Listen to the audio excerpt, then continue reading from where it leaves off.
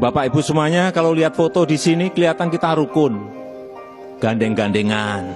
Kalau ketemu Asian Way, gandeng-gandengan gini. Tapi sebetulnya mereka itu pesaing-pesaing kita. Dalam hati saya, kompetitor ini kompetitor. Ini kompetitor juga.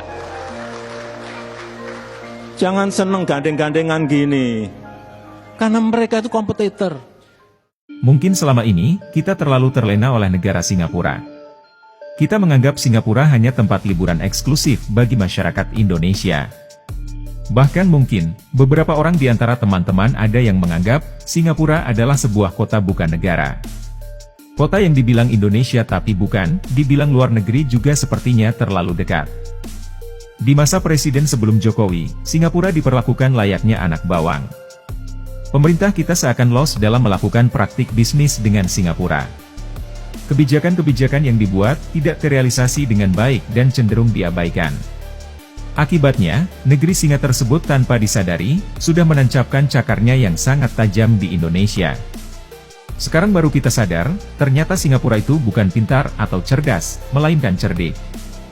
Jika saja bangsa ini tidak dipimpin oleh seorang negarawan sejati yang berkompeten, sudah dipastikan Indonesia sekarang bernasib seperti kerbau yang ditusuk hidungnya.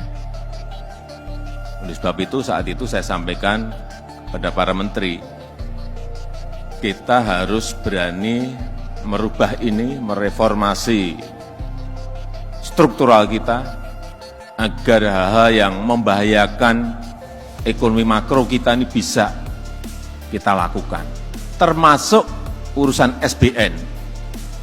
SBN saat itu 38,5% itu dikuasai oleh asing. Sekarang tinggal 14,8% yang dikuasai asing.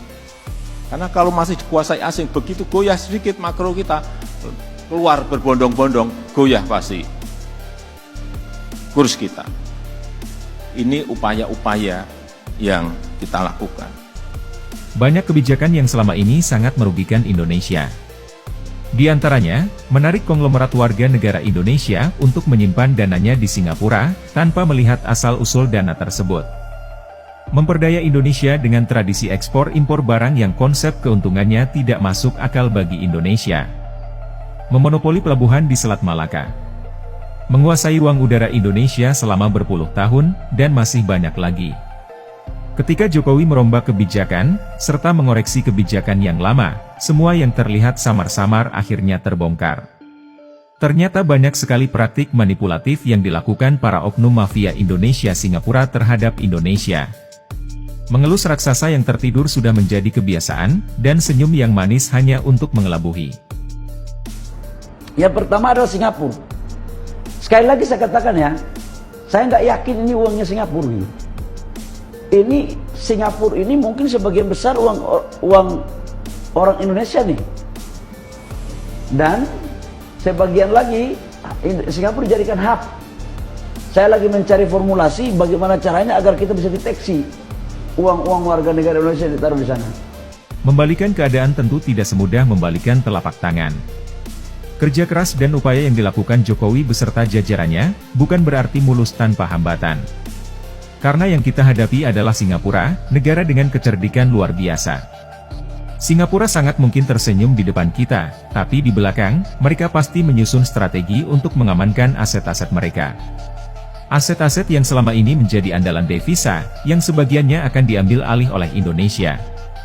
Memang Indonesia bukan satu-satunya negara yang membuat Singapura kaya, akan tetapi, andil Indonesia dalam mensupport devisa Singapura sangatlah besar.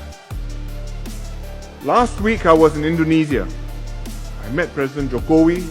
He asked me to ask Singapore companies to invest more in Indonesia. They need infrastructure, they have projects, they want Singapore companies to come in.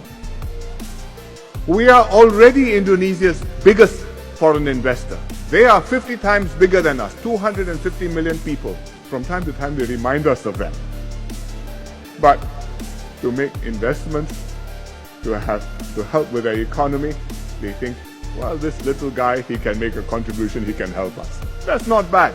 Dengan dunia yang semakin terbuka, seiring teknologi informasi yang berkembang pesat, membuat Indonesia tidak bisa lagi membiarkan Singapura terus berpura-pura tidak merugikan Indonesia. Sekarang masyarakat sudah dibuat paham bahwa mengekspor bahan mentah tanpa hilirisasi adalah suatu kerugian besar. Sementara di satu sisi, Singapura adalah pecandu barang mentah atau raw material dari Indonesia. Ada kilang-kilang besar dan smelter yang siap menyambut raw material di sana. Namun, semua mulai dibatasi dan ditiadakan. Jokowi berkomitmen kuat untuk menyetop seluruh ekspor bahan mentah tanpa melalui proses hilirisasi. Jelas perusahaan Singapura kelabakan dengan kebijakan ini. Perusahaan-perusahaan Singapura dipaksa untuk berinvestasi mendirikan pabrik di Indonesia dan mengikuti aturan main pemerintah. Apapun resikonya akan dihadapi demi keberlangsungan dan kejayaan Indonesia di masa yang akan datang. Gugatan tidak akan menjadi batu penghalang, justru menimbulkan kekuatan dan keyakinan baru dalam melaksanakannya. Namun, itu saja tidak cukup.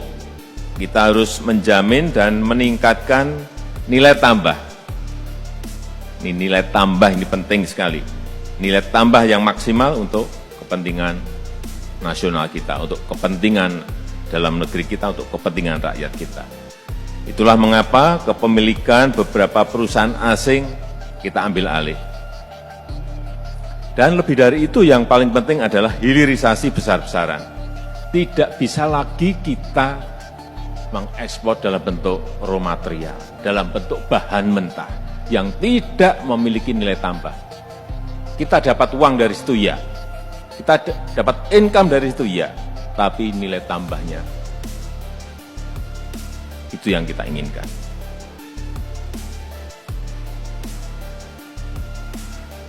Artinya apa? Kalau tambang ya kita jangan jadi hanya tukang gali saja. Anugerah yang diberikan Allah kepada kita betul-betul sangat luar biasa besarnya. Tapi kalau kita hanya tukang gali kemudian kita kirim keluar, mereka buat smelter di sana, kemudian dijadikan barang setengah jadi atau barang jadi, kemudian kembali ke sini kita beli. Inilah yang sedikit demi sedikit, tahap demi tahap harus mulai kita hilangkan. Di tangan kepemimpinan Jokowi, semua ketidakadilan terus diberantas. Dan negara ini mulai bangun menunjukkan kedikdayaannya di sekitar kawasan. Negara-negara yang selama ini mengambil keuntungan dari Indonesia dengan cara-cara cerdik terus digembosi. Mengawali Indonesia maju, tidak ada cara yang lebih baik, selain mengembalikan hak-hak yang seharusnya dimiliki bangsa Indonesia. Jika ada yang perlu ditambahkan, bisa teman-teman tulis di kolom komentar. Sekian dulu video dari kami, silahkan dukung kami dengan like, komen dan subscribe. Guna mengembangkan channel ini, untuk memberikan informasi lebih tentang negara tercinta kita Indonesia. Terima kasih dan sampai jumpa di video menarik berikutnya.